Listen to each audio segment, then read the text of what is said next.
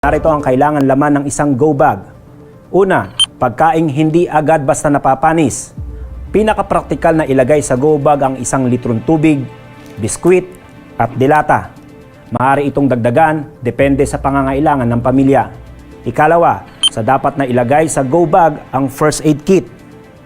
Sakaling masugatan o magkasakit ang pamilya, mahalagang magkaroon ng first aid kit na naglalaman ng bandage, panlinis ng sugat, tulad ng povidone iodine solution at mga gamot. Ikatlo, mahalagang isama sa survival bag ang tools. Maaaring magamit ang mga tools gaya ng gunting, kutsilyo o Swiss knife sa iba't ibang sitwasyon, maging sa pagluluto o kaya pagtatayo ng iba't ibang istruktura. Dapat ding maglagay ng lubid o tali sa bag. Ikaapat na kailangang ilagay sa go bag ay ang hygiene kit. Mahalagang manatiling malinis ang katawan upang makaiwas sa sakit.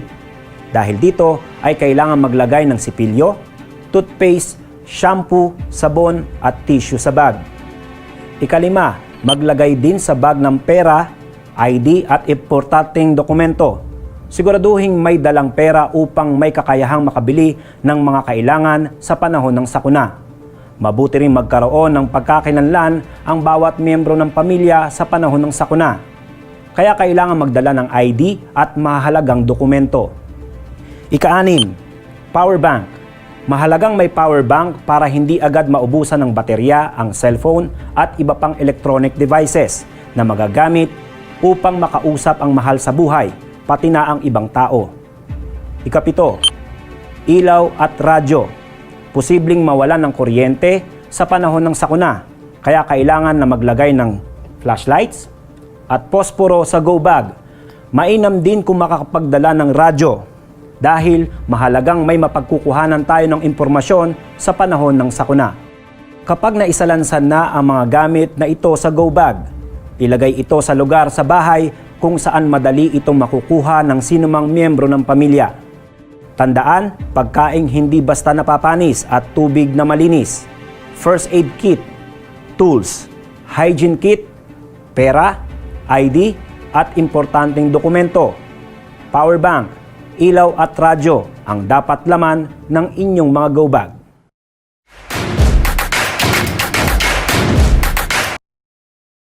Inyong mga go bag.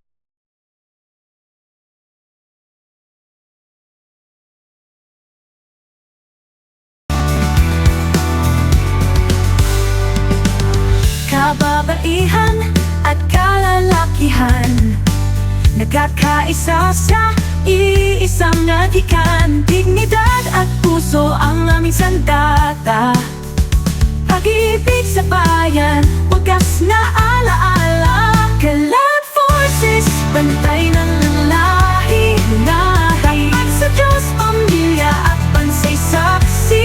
Saksi, hirap sa kulak, kailan may di susuko. Kalag forces, magpakailanman buo. Kalan forces, bantay ng lahi. Tapat sa Diyos, pamilya at bansay saksi. Sa hirap, sa gulo, kailan may di susuko. Kalan forces, magpakailanman buo.